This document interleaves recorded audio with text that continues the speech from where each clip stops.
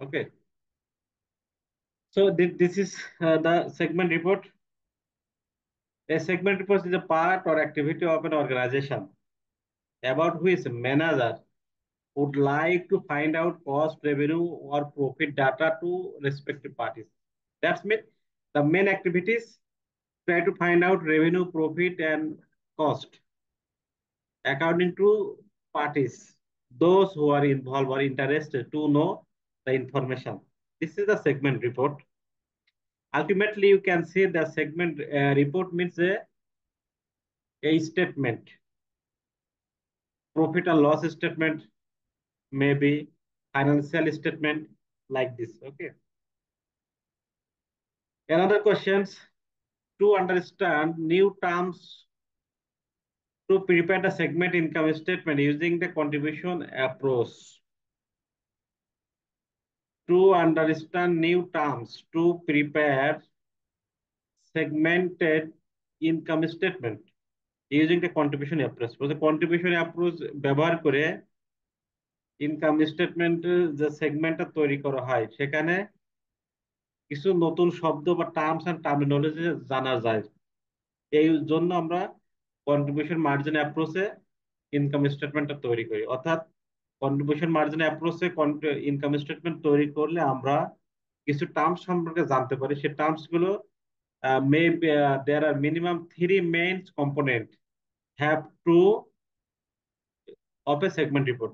একটা সেগমেন্ট রিপোর্টে মিনিমাম তিনটি কম্পোনেন্ট থাকে ইনকাম স্টেটমেন্ট অ্যাপ্রোচে, কন্ট্রিবিউশন মার্জিন অ্যাপ্রোচে। ঠিক আছে, first traceable fixed cost, common fixed cost and segment margin. Traceable fixed cost means is a cost which we can avoidable, we can cancel after cancellation the segment or department।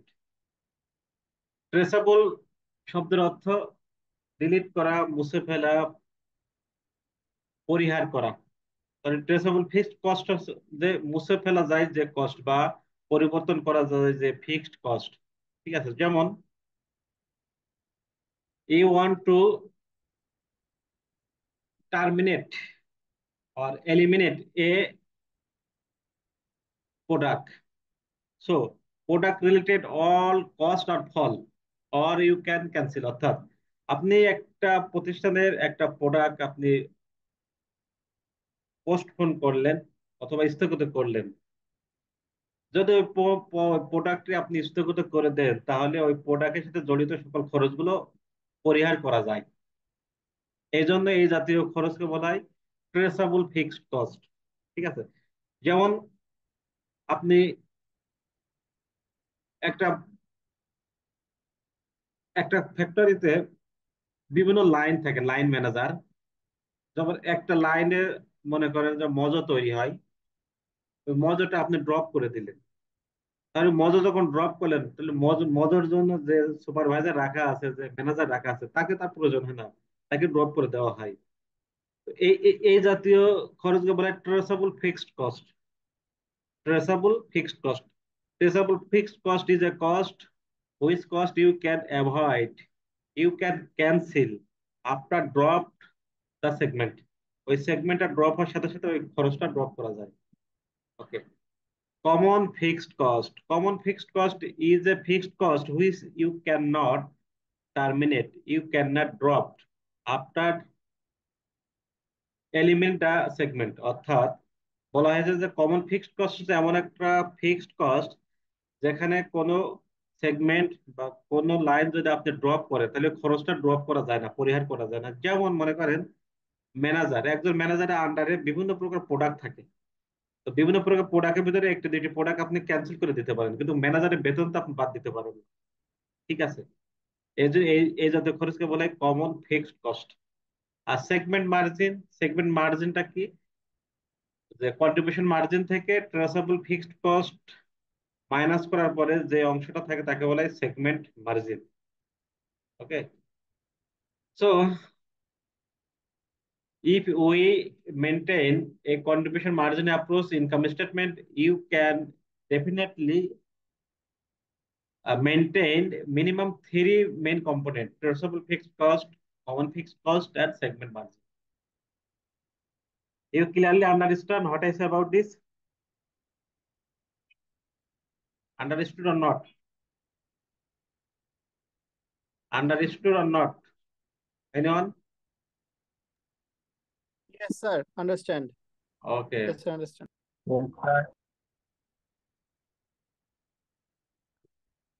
Now I'm going to disclose or discuss about a common fixed cost. A common fixed cost is a fixed cost that support the operation of more than one segment. Common fixed cost এমন একটা fixed cost যে খরচগুলো করা হয় একাধিক সেগমেন্টের জন্য, common হিসেবে একাধিক সেগমেন্টের জন্য, but is not traceable in whole or in part of any one segment কোনো একটা সেগমেন্টের অংশ বিশেষ অথবা পরিপূর্ণভাবে এটা ট্রেসেবল করা যায় না, মানে পরিহার করা যায় না। Even if a segment were entirely eliminate, যদি সেগমেন্টটা পরিপূর্ণভাবে এলিমিনেট করে দেওয়া হয়, পরিহার করা, ক্যান্সেল করে দেওয়া হয়, there would be no sense the true common fixed cost, এই ট্রু কমন ফিক্সড কস্ট কে চেঞ্জ করা যায় না। দেখেন, এই কমন ফিক্সড কস্ট কে আমরা আরেকটা নামে আহ সংজ্ঞায়িত করতে পারি, যে ট্রু ফিক্সড কস্ট, ঠিক আছে। কমন ফিক্সড কস্ট কে আমরা অন্য নামে সংজ্ঞায়িত করতে পারি ট্রু কমন কস্ট অথবা ট্রু ফিক্সড কস্ট, ঠিক আছে। এভাবে কোশ্চেন আসলে যেন আপনারা বিভ্রান্ত পাজল হয়ে না যান, হ্যাঁ। দেখেন উদাহরণ দেওয়া আছে, দেখেন a salary of a CEO of General Motors is a common fixed cost of various division of General Motor. মনে করেন জেনারেল মোটর একটা কোম্পানি, সেই কোম্পানি আন্ডারে বিভিন্ন প্রকার প্রোডাক্ট তৈরি করা হয়, ঠিক আছে। তো একটি প্রোডাক্ট লাইন আপনি যদি এলিমিনেট করে দেন বা একটি সাব অফিস যদি আপনি এলিমিনেট করে দেন, তাহলে সিইও কে বেতন তার বন্ধ হবে না, সিইও এর বেতনটা কন্টিনিউ থাকবে। এই জন্য এই জাতীয় খরচকে বলে কমন ফিক্সড কস্ট অথবা ট্রু ফিক্সড কস্ট, ঠিক আছে। The cost of heating of Safeway in a common fixed cost, বলা হয় যে হিটিং কস্ট, মানে তাপ দেওয়া হয় যে খরচ, এই খরচটা কমন ফিক্সড কস্টের আন্ডারে। যেমন কোথায় তাপ, কোন কোন জায়গায় এই তাপ খরচটা ফিক্সড কস্ট হিসেবে ব্যবহার করা হয়, যেমন স্টোর অফ ভেরিয়াস ডিপার্টমেন্ট, বিভিন্ন ডিপার্টমেন্টে যে স্টোর গুলো থাকে, যেমন গ্লোসারিস, প্রডিউস, বেকারি, মিট, এই জাতীয়, অর্থাৎ যখন মিট, মাংস, তাই না, আপনি একটা রুমে বিভিন্ন প্রকারের মাংস রেখেছেন, ঠিক আছে। তো এক প্রকারের মাংস আপনি যদি এলিমিনেট করে দেন, তাহলে ওই তাপমাত্রা যে খরচটাকে আপনাকে দিতে হবে, বহন করতে হবে, ঠিক আছে। এই জন্য এটা ট্রু ফিক্সড কস্ট, ঠিক আছে। তারপর দেখুন বেকারি, একটা বেকারিতে বিভিন্ন প্রকারের প্রোডাক্ট থাকে, বিভিন্ন প্রকারের, বেকারির কাজ কি, মেন কাজ কি, বেকারি মিষ্টান্ন, বেভারেজ, ফুড অ্যান্ড বেভারেজ তৈরি করা, তাই না। বেকারির কাজ কি, কে আছেন এমন বেকারিতে জব করেন? বেকারিতে জব করেন কেউ আছেন? আছেন কেউ বেকারিতে জব করেন? যেমন একটি বেকারিতে মানে আপনার হচ্ছে বিভিন্ন প্রকার আইটেম থাকে, চকলেট থাকে, কুকিজ থাকে, ঠিক আছে। তারপর আপনার কি বলা হয়, আইসক্রিম থাকে, বিভিন্ন প্রকারের আপনার আইটেম থাকে। তো একটি দুইটা আইটেম যদি আপনি বন্ধ করে দেন বা ক্যান্সেল করে দেন, তাহলে ওই হিটের পরিবর্তে যে খরচগুলো হয়, এই খরচটা আপনি পরিহার করতে পারেন না, ঠিক আছে। আরেকটু উদাহরণ দেওয়া যেতে পারে, দ্য কস্ট অফ রিসিপশন, অর্থাৎ রিসিপশনে যিনি থাকে তার খরচটা। দেখেন একটা প্রতিষ্ঠানের একটা রিসিপশন থাকে, আর একটা ডিপার্টমেন্টে বিভিন্ন প্রকারের সেগমেন্ট থাকে। তো একটি অথবা দুইটি সেগমেন্ট যদি আপনি ড্রপ করে দেন, তাহলে রিসিপশনের বেতন তার বন্ধ হয় না। এই জন্য এই জাতীয় খরচকে বলা হয় কমন ফিক্সড কস্ট। এই কমন ফিক্সড কস্ট আর ট্রেসেবল ফিক্সড কস্ট, এখান থেকে এমসিকিউ কোশ্চেন করা হবে, ঠিক আছে। I think you try to clearly understood about this. Every question, I think you able to answer the questions. Okay. এখানে যে question গুলো করা হবে আমি জানি যে আপনারা অ্যান্সার করতে পারবেন, ঠিক আছে। কারণ আমি এখানে আপনাদের যত সময় যে কনসেপ্ট সেটা দেওয়ার চেষ্টা করছি, উদাহরণের সাহায্যে, এক্সাম্পলের সাহায্যে, ঠিক আছে। যদি বুঝতে না পারেন তাহলে আপনাকে বলেন, আমি আবার রিপ্লাই করার চেষ্টা করি। Understand? Yes, sir. Okay. Traceable cost can become common cost. Traceable cost এটা কমন কস্ট কি হতে পারে? অথবা কখন ট্রেসেবল কস্ট কমন কস্ট হিসেবে কনসিডার করা হয়? হতে পারে। কস্টের নেচারের উপর নির্ভর করে। যেমন দেখেন, fixed cost that are traceable to one segment may be common cost of another segment. দেখেন, ফিক্সড কস্ট একটা সেগমেন্টে তারা ট্রেসেবল কস্ট হতে পারে, বাট অন্য সেগমেন্টে তারা কমন কস্ট হতে পারে। ট্রেসেবল মানে যেটা পরিহার করা যায়, আর কমন মানে যেটা পরিহার করা যায় না, সবার জন্য প্রযোজ্য। ঠিক আছে, হতে পারে যে ফিক্সড কস্ট একটা সেগমেন্টে সেটা কমন হতে পারে, ট্রেসেবল হতে পারে, বাট অন্য সেগমেন্টে ওই কস্টটা কমন কস্ট হতে পারে। কিভাবে? এখানে একটা উদাহরণ দেওয়া আছে, দেখেন আমি আপনার একটা উদাহরণ দিই। মনে করেন আপনি ঢাকা থেকে চট্টগ্রামে আপনি are you going by Airbus. Okay, আপনি এয়ারবাসের মাধ্যমে যাবেন ফ্রম ঢাকা টু চট্টগ্রাম। তো ঢাকা থেকে চট্টগ্রাম আপনি যাবেন, ঠিক আছে। তো আপনি ফ্লাইটটা পরিচালনা করবেন, আপনি মনে করেন ফ্লাইটের মালিক, ফ্লাইট পরিচালনা করবেন। তো ফ্লাইট পরিচালনা করার ক্ষেত্রে ফ্লাইটে যে ল্যান্ডিং কস্ট কিন্তু দিতে হয়, ল্যান্ডিং চার্জ দিতে হয়।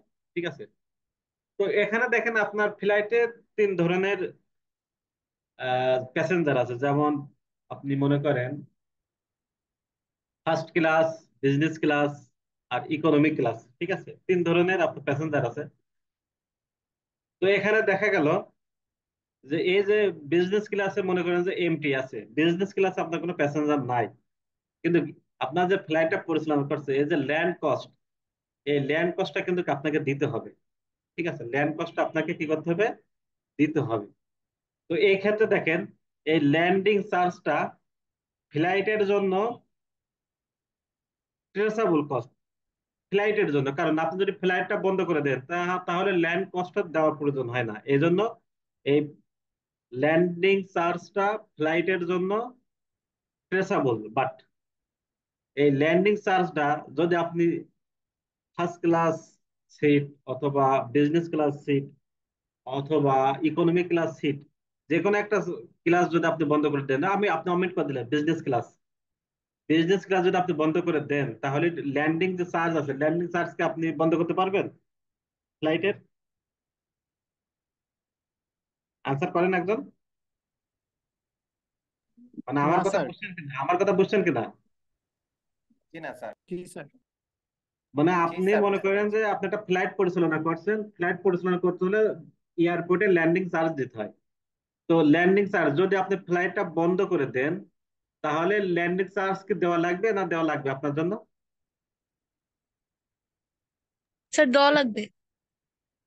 হবে স্যার। আপনি ফ্লাইট পরিচালনা করছেন, তো ল্যান্ডিং চার্জ মনে করেন আপনি ঢাকা থেকে চট্টগ্রামে যাবেন একটা ফ্লাইট নিয়ে। তো ল্যান্ডিং চার্জ আছে মনে করেন যে আপনার 50,000 টাকা। তো আপনি ফ্লাইটটা বন্ধ করে দিলেন, তাহলে ল্যান্ডিং চার্জ 50,000 টাকা দিবেন আপনি চট্টগ্রাম বন্দরে?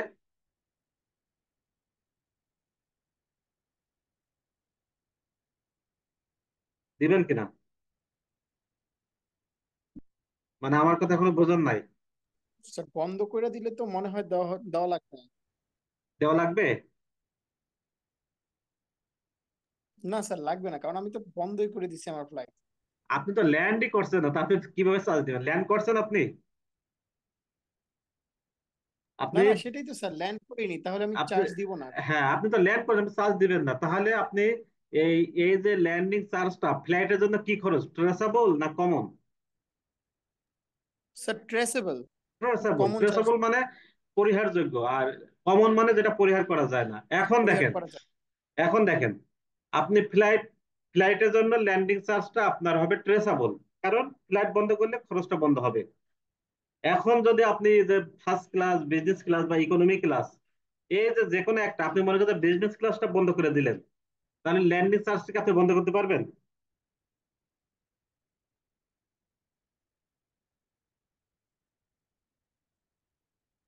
বলেন। স্যার আরেকবার একটু বলবেন? আপনি মনে করেন যে যে, একটা ফ্লাইটে তিন ধরনের প্যাসেঞ্জার থাকে, সিট থাকে, first class, business class, economy class. তো এই যে তিনটা শ্রেণীর ভিতরে যে কোনো একটা শ্রেণী আপনি বন্ধ করে দিলেন, বন্ধ করে দেওয়ার ক্ষেত্রে কি আপনি ল্যান্ড চার্জ কি বন্ধ করতে পারবেন না পারবেন না? না স্যার, বন্ধ করা যাবে না। ও স্যার, বন্ধ ওইটাই করা তো যাবে রানিং। না, বন্ধ করা যাইবে না। তাহলে দেখেন, এই যে এই যে ক্লাসের জন্য, ফার্স্ট ক্লাস, বিজনেস ক্লাস আর ইকোনমি ক্লাসের জন্য ল্যান্ডিং চার্জটা হলো কমন, আর ফ্লাইটের জন্য ল্যান্ডিং চার্জটা ট্রেসেবল। বিষয়টা ক্লিয়ার কিনা? ক্লিয়ার স্যার, তো 100% ক্লিয়ার। হ্যাঁ, তাহলে আমরা এখানে বলতে পারি যে ট্রেসেবল কস্টটা কখনো কখনো কমন কস্টও হতে পারে, কখনো কখনো কি কমন কস্টও হতে হতে পারে। পারে। দেখেন এখানে ম্যানেজাররা এক ধরনের চালাকি করে। দেখেন, যখন ম্যানেজারকে প্রেশার দেওয়া হয় যে ম্যাক্সিমাইজেশন অফ প্রফিট, প্রফিটটা ম্যাক্সিমাইজেশন করো, তখন ম্যানেজাররা কি করে, যারা বোঝে ফাইন্যান্সিয়াল ইনস্ট্রুমেন্ট সম্পর্কে যাদের ধারণা আছে ভালো, তারা কি করে, এই যে এখানে ট্রেসেবল ফিক্সড কস্টকে তারা বিভিন্ন ক্লাসিফাই করে ফেলে। কখনো ট্রেসেবল করে, কখনো কমন করে, ঠিক আছে? এই যে ভিন্ন ভিন্ন ফিক্সড কস্টকে তারা আইসোলেট করতে থাকে, করার পরে তারা কখনো খরচ বেশি দেখায়, কখনো প্রফিট কম দেখায়, কখনো খরচ কম দেখায়, কখনো প্রফিট কম দেখায়, এইভাবে তারা করে। কিন্তু এরা কিন্তু যারা এইগুলো ফাইন্যান্সিয়াল ইনস্ট্রুমেন্ট যারা খুব ভালো জানে, হ্যাঁ, তারা কিন্তু এই কাজগুলো করে। অনেক সময় এই অডিট যারা যখন করে, তখন কিন্তু এইগুলো সাধারণত তারা যদি ধরে, তারা কিন্তু বিভিন্ন কজ দেখায়, বিভিন্ন কজ দেখায়, ঠিক আছে? তখন তারা ওই যে ওই একটা ডিপার্টমেন্টের আন্ডারে আরেকটা ডিপার্টমেন্ট খুলে বসে থেকে ওখানে খরচ দেখায়, ফিক্সড কস্ট বা ভেরিয়েবল কস্ট, এইভাবে তারা দেখাতে থাকে, ঠিক আছে? তো এখানে কিন্তু অনেক ব্যাপার স্যাপার আছে। এই জন্য একজন ম্যানেজারের বেতন সাধারণত 2-3 লক্ষ টাকা হয়, আর একজন যিনি কাজ করে বেশি তার বেতনটা কম হয়। এই যে এইসব জায়গায় সে কোম্পানিকে তারা কি করে, কখনো সেভ করে, কখনো বিপদে ফেলে, ঠিক আছে? এই জন্য যারা ফাইন্যান্সিয়াল ইনস্ট্রুমেন্ট সম্পর্কে ভালো ধারণা আছে, তারা কিন্তু কখনো কোম্পানিকে খুব বটম লাইনে নিয়ে চলে যাবে, কখনো এটা টপ লাইনে নিয়ে চলে আসে, ঠিক আছে? এই জন্য এদেরকে এত ডিমান্ড দেওয়া হয়। তো এখানে একটি উদাহরণ দেওয়া আছে, উদাহরণটা আমি পড়ে আরো ক্লিয়ার হবে। দেখেন, United Airline might want a segment income statement. United যে এয়ারলাইন আছে, তারা চায় একটা সেগমেন্ট ইনকাম স্টেটমেন্ট করতে, that show the segment margin for the particular flight from Chicago to Paris. Chicago থেকে প্যারিসে তারা একটা ফ্লাইট পরিচালনা করবে। ফার্দার ব্রোকেন ডাউন ইনটু, তারা আরো ব্রোকেন করেছে। কি ব্রোকেন করেছে? যে তার তো একটা ডিপার্টমেন্ট আছে, যেমন প্যারিস শিকাগোতে একটা ডিপার্টমেন্ট আছে, প্যারিসে একটা ডিপার্টমেন্ট আছে। এই দুই ডিপার্টমেন্ট তারা ক্যালকুলেশন হিসাব দেখাবে। এটা ছাড়াও তারা আরো ডিপার্টমেন্ট খুলেছে, আরো ডিপার্টমেন্ট অনুযায়ী তারা হিসাব দেখাবে। কিভাবে? First class passenger, business class passenger, economic class passenger, ঠিক আছে? আরো সেগমেন্ট করছে তারা এখানে। তো দেখা যাক তারপর কি হয়েছে, the airline must pay a substantial landing fee. তারা একটা সাবস্টেন্সিয়াল ল্যান্ডিং ফি প্রদান করতে হবে অবশ্যই। At Charles de Gaulle airport in Paris, প্যারিসে যে এয়ারপোর্ট আছে চার্লেস, চার্লেস এয়ারপোর্ট, সেই এয়ারপোর্টে তারা ল্যান্ডিং ফি দিবে, পে করতে হবে। The fixed landing fee is a traceable cost of the flight. ফ্লাইটের জন্য তখন এই ল্যান্ডিং কস্টটা traceable, but it is the common cost for first class, business class and economy class segment. তাহলে এখানে একটার ভিতরে আরেকটা ডিপার্টমেন্ট যে খোলা, তাদের জন্য এই খরচটা হবে কি, যে কমন ফিক্সড কস্ট, অর্থাৎ first class, business class, economy class landing charge এদের জন্য কমন, বাট ফ্লাইটের জন্য ট্রেসেবল, ঠিক আছে? Even if the first class cabin is empty, first class cabinটা empty, the inter landing fee must be paid. তারপর যদি আপনার ফার্স্ট ক্লাস কেবিনটা যদি এমটি থাকে, তারপরও আপনাকে ল্যান্ডিং চার্জটা পরিপূর্ণভাবে দিতে হবে। So the landing fee is not a traceable cost for the first class cabin. First class কেবিনে যদি এটা ট্রেসেবল নয়, but on the other hand paying the fee is necessary in order to have any first class, business class or economic class passenger. যে কথাটা আমি আপনাদেরকে আগে বুঝাইছি সেই একই কথা, জাস্ট আপনারা এখান থেকে একটু ভালো করে দেখবেন। আমি আশা করি আপনারা যদি বুঝতে পারেন তাহলে আপনারা আনসার করতে পারবেন। ঠিক আছে? Have you any question about this related? Common fixed cost, traceable fixed cost, কোনো কোয়েশ্চেন আছে? I think no question about this.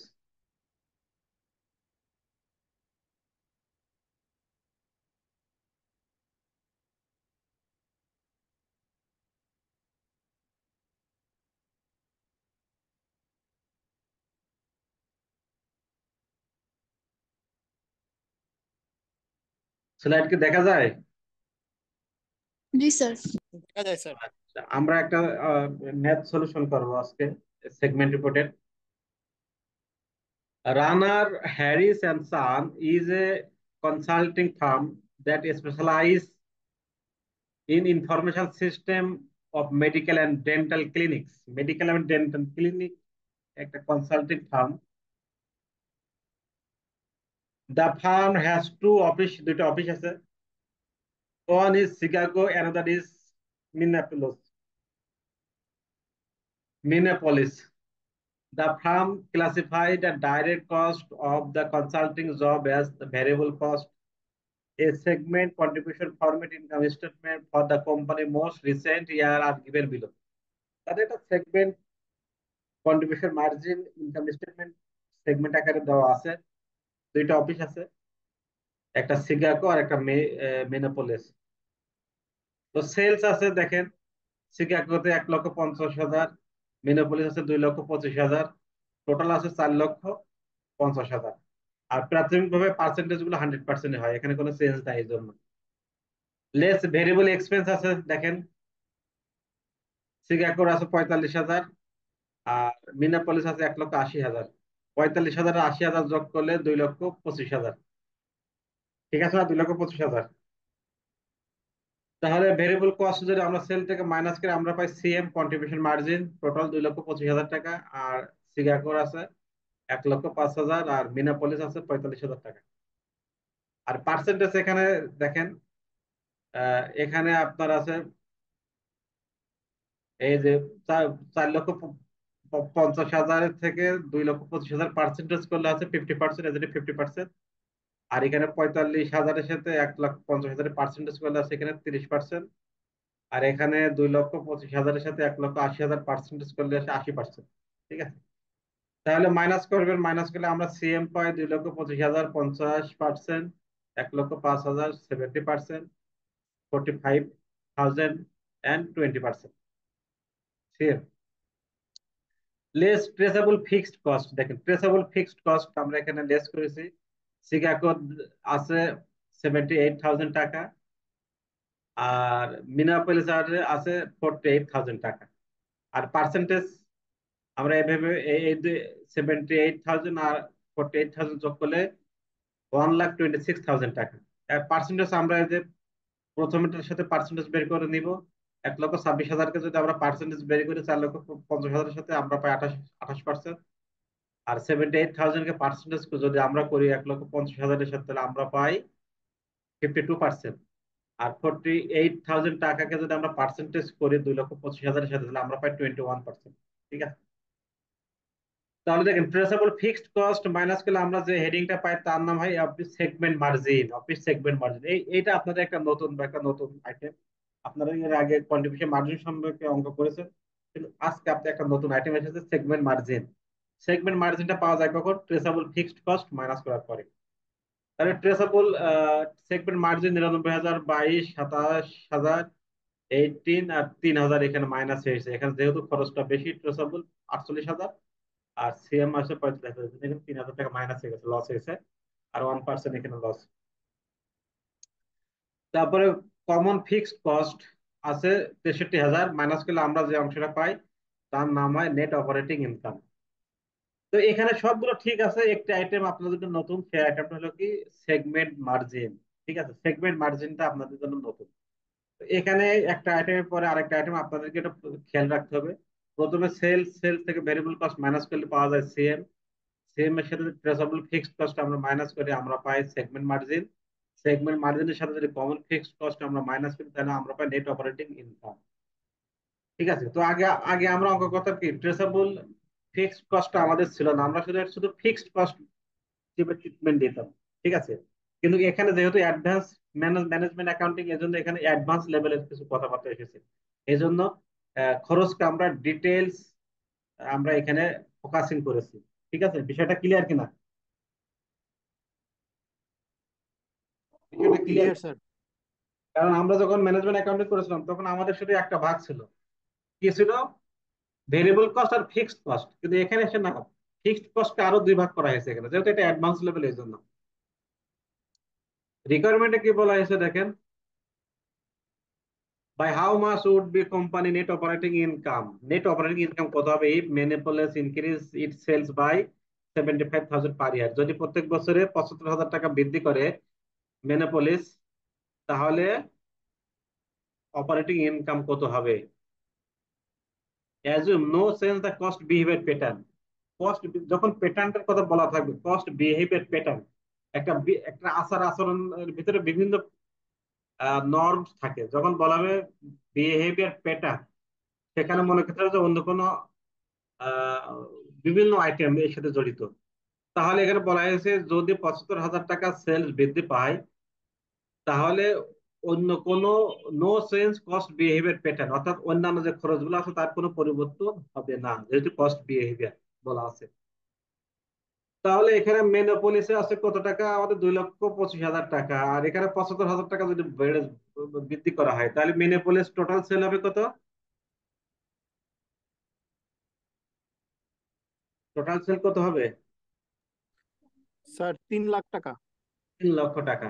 ওকে, তো এখানে দেখেন আমাদের এখানে ভেরিয়েবল কস্ট ছিল 45,000 টাকা, তাহলে 2,25,000 টাকায় ভেরিয়েবল কস্ট ছিল 45,000 টাকা, তাহলে এখন যদি 3 লক্ষ টাকায়, তাহলে ভেরিয়েবল কস্ট চেঞ্জ হবে না চেঞ্জ হবে না?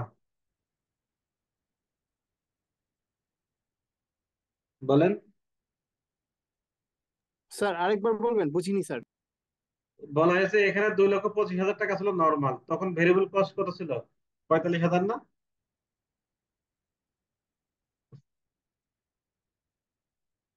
জি স্যার, 45,000। 45,000 টাকা।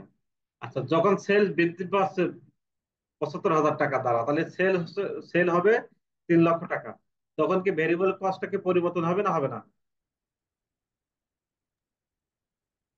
না স্যার, পরিবর্তন হবে না, সেম থাকবে। কারণ কারণ স্যার ভেরিয়েবল কস্ট তো unchangeable. No, fixed cost unchangeable, variable কস্টটা ভেরি হয়, টোটাল লেভেল চেঞ্জ হওয়ার সাথে সাথে। এই জায়গায় কিন্তু সবাই ভুল করে, আপনারা মনে রাখতে পারেন, ভেরিয়েবল কস্টটা কখন বেড়ে হয়, যখন সেলস পরিবর্তন হয় সাথে সাথে ভেরিয়েবল কস্টটা চেঞ্জ হয়, আর সেলস পরিবর্তন হয় সাথে সাথে ফিক্সড কস্ট গুলো চেঞ্জ হয় না। এগুলো আপনাদের আমি প্রতিনিয়ত আপনাদের বলি, কিনা আপনারা মনে রাখতে পারেন না এটা, এই কথাটা। তাহলে এখানে চেঞ্জ হবে না হবে না বলেন? হবে স্যার, হবে। হবে। কোন লজিকে হবে? লজিক তো দিবেন যে এই লজিকে চেঞ্জ হবে।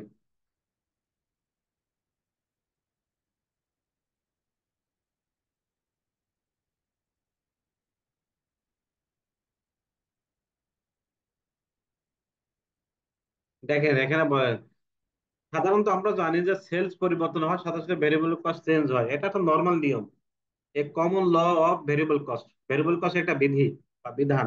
ঠিক আছে, বাট এখানে বলা হয়েছে কস্ট বিহেভিয়ার নো চেঞ্জ, তার মানে একটা পরিবর্তন হওয়ার সাথে সাথে অন্য কোনো আর পরিবর্তন হবে না, এই জন্য এখানে পরিবর্তন হবে না। ঠিক আছে, বিষয়টা ক্লিয়ার কিনা?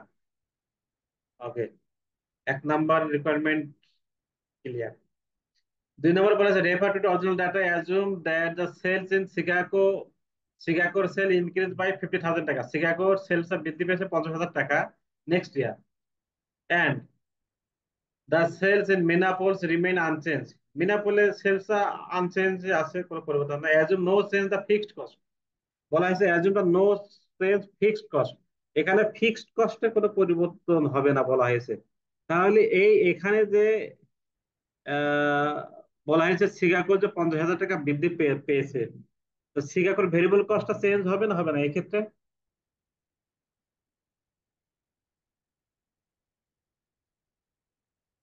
বলেন।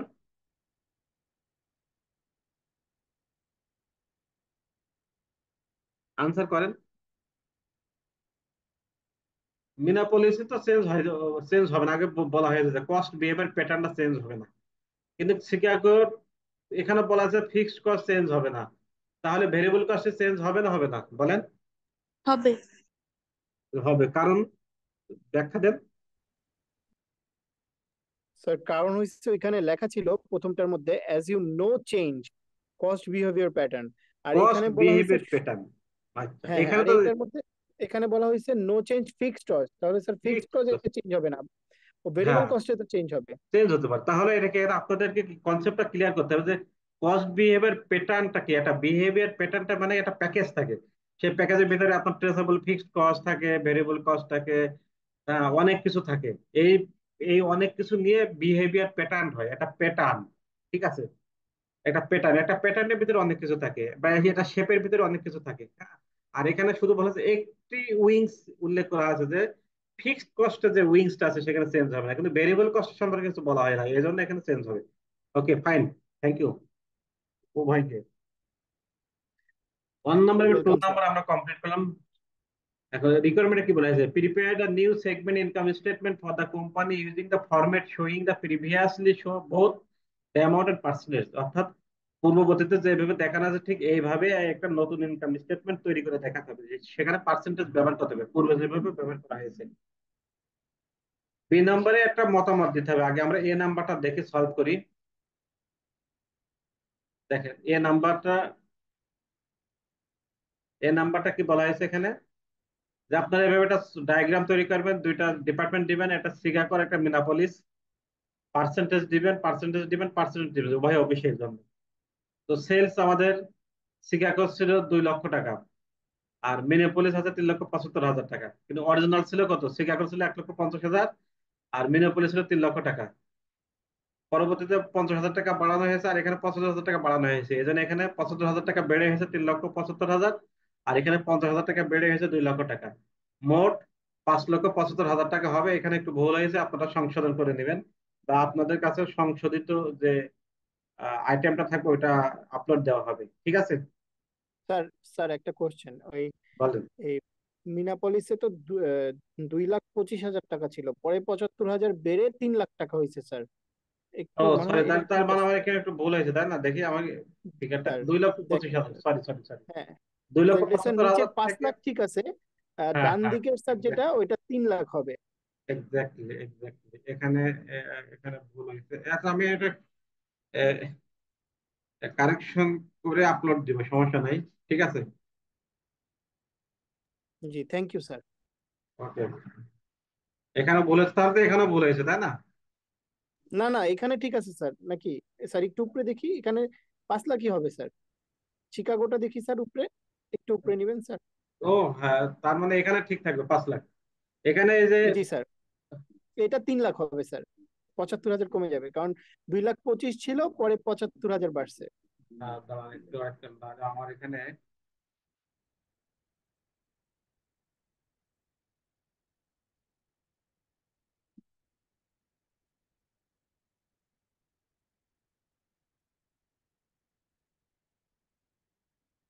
আচ্ছা, স্লাইডটাকে দেখতে পাচ্ছেন এখন? দেখা যায় স্লাইড? জি স্যার দেখা যাচ্ছে। আমরা এখানে কারেকশন করব, তাই না? তা না জি হলে ঝামেলা হবে। এবার ঠিক আছে না? স্যার ঠিক আছে, ঠিক আছে স্যার। ওকে, চিকাগোটা স্যার চেঞ্জ হবে, কারণ চিকাগোতে তো উপরে স্যার কম আছে আরো। শিকাগো ছিল 1,50,000 টাকা, 50,000 টাকা বেড়েছে, তাহলে 2 লক্ষ হবে। টাকা, হ্যাঁ স্যার ঠিক আছে, ঠিক ঠিক আছে। আছে, তাহলে এখানে 5 লক্ষ, ঠিক আছে। আর এখানে পার্সেন্টেজ প্রাইমারি স্টেজে এখান থেকে কোনো চেঞ্জ হয় না, পরিবর্তন হয় না, এই জন্য সেম 100% এটা সবারই 100% 100%। থাকে ঠিক প্রথমে। আছে। আচ্ছা, লেস ভেরিয়েবল এক্সপেন্স শিকাগোর কত টাকা ছিল? শিকাগো ছিল এখানে কত টাকা ভেরিয়েবল? 45,000 টাকা, তাই না? জি স্যার। 45,000 টাকা না? তো এখানে হয়েছে 60,000 টাকা, তার মানে ওই যে স্যার ভেরিয়েবল 20,000 কস্ট, টাকা বাড়ছে, হ্যাঁ কমে ভেরিয়েবল যায়। কস্ট এখানে বৃদ্ধি পাবে। তাহলে 45,000 টাকা থেকে 60,000 টাকা ভেরিয়েবল কস্ট বৃদ্ধি পাবে। ভেরিয়েবল কস্ট বৃদ্ধি পাবে কিভাবে আপনাদের প্রশ্ন হতে পারে। আমি আপনাদের এখানে একটু দেখাই দিই। দেখেন, এখানে একটু দেখাই দিই, এইভাবে হতে পারে। আচ্ছা, যখন আমাদের অরিজিনাল ফিগার ছিল 45,000 টাকা ভেরিয়েবল কস্ট, তাই না? তখন আমাদের টোটাল ছিল 1,50,000 না? এক জি লক্ষ স্যার, 1,50,000। এক লক্ষ জি পঞ্চাশ হাজার তাহলে ওই যে উইকিং নিয়মের অঙ্কটা, যখন 1,50,000 টাকা ছিল সেলস, তখন ভেরিয়েবল কস্ট ছিল 45,000 টাকা, অর্থাৎ 1 টাকা, তাহলে 45 উপরে নিচে 1,50,000 টাকা। আর এখন আছে আমাদের সেল বৃদ্ধি পেয়ে হচ্ছে 2 লক্ষ টাকা, তাহলে 2 লক্ষ টাকা ভেরিয়েবল কস্ট কত হবে? এই 60,000 টাকা। ঠিক আছে, 60,000 টাকা কিভাবে পাওয়া যাবে, বিষয়টা ক্লিয়ার কিনা? ঠিক আছে, বলেন যারা বুঝতে পারেন, বলেন, রেসপন্স করেন।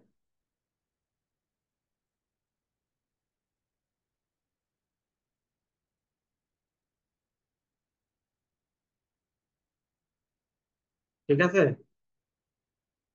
জি স্যার, ঠিক আছে। আচ্ছা, ওকে ওকে। তো সিঙ্গাপুর আমাদের ভেরিয়েবল কস্ট 60,000 টাকা। আর মিনাপোলিসের ভেরিয়েবল কস্ট কত হবে, আগে ছিল কত? স্যার, ওটা তো আনচেঞ্জ, নো চেঞ্জ আনসেন্স, হবে। আনসেন্স, তাহলে এখন 1,80,000 টাকা। তো এখন আমাদের পার্সেন্টেজ করতে হবে, দেখেন 2 লক্ষ, এখানে 60,000-কে পার্সেন্টেজ করতে হবে 2 লক্ষর সাথে, তাহলে আসবে এখানে 30। এখানে 1,80,000-কে পার্সেন্টেজ করতে হবে 3 লক্ষ টাকা, 3 লক্ষ, তাহলে এখানে হবে 48। আর এখানে 2,40,000, এটা 60,000, আর 1,80,000 যোগ দিলে 2,40,000। 2,40,000-কে পার্সেন্টেজ করতে হবে 5 লক্ষর সাথে, তাহলে 48%। ঠিক আছে, তাহলে সকল ভেরিয়েবল গুলো আমরা এখন মাইনাস করবো, মাইনাস করলে আমরা পাবো 60,000 টাকা, 2,60,000 টাকা সিএম, 52% এখানে পাবো সিএম। সিগাকোর এখানে সিএম পাবো 1,40,000, আর এখানে পাবো 70, এখানে পাবো 1,20,000, এখানে পাবো 52 সিএম। ঠিক আছে, সিএম এর সাথে ট্রেসেবল ফিক্সড কস্ট 78,000 টাকা দেওয়া ছিল সিগাকো, 48,000 টাকা দেওয়া ছিল মিনাপোলিস। আর পার্সেন্টেজটা সেম ভাবে বের করতে হবে, 78,000-কে বের করতে হবে 2 লক্ষের সাথে, পার্সেন্টেজ করতে হবে 48-কে পার্সেন্টেজ করতে হবে 3 লক্ষের সাথে, তাহলে এখানে 12.80%, এখানে 39%। আর এখানে 1,26,000-কে 1,26,000 পাবো কিভাবে, 78,000 আর 48,000 যোগ দিলে আমরা 1,26,000 পাবো।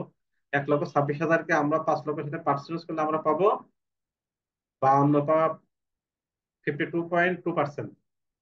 তো ট্রেসেবল ফিক্সড কস্ট আমরা মাইনাস করবো, মাইনাস করলে আমরা পাবো segment margin, office segment margin. Office segment মার্জিনটা এভাবে আমরা পাবো। আর কমন ফিক্সড কস্ট কোনো ডিপার্টমেন্টের অনুসারে হয় না, এটা টোটালের উপরে হয়। কমন ফিক্সড কস্ট 63,000 টাকা দেওয়া আছে, পার্সেন্টেজ বের করবো 5 লক্ষের সাথে 12.6%। আর কমন ফিক্সড কস্ট যখন আমরা এখানে 63,000 টাকা মাইনাস করলে আমরা পেয়েছি এখানে অন অপারেটিং ইনকাম 71,000 টাকা। 71,000 টাকা আমাদের নেট অপারেটিং ইনকাম। এটি ছিল আমাদের মোটামুটি একটি অঙ্ক। ঠিক আছে, স্যার, ওই যে পার্সেন্টেজটা যে বের করেন, লাইক ভেরিয়েবল এক্সপেন্সের যে 48% হয়েছে স্যার, এটার একটা ক্যালকুলেশনটা দেখাই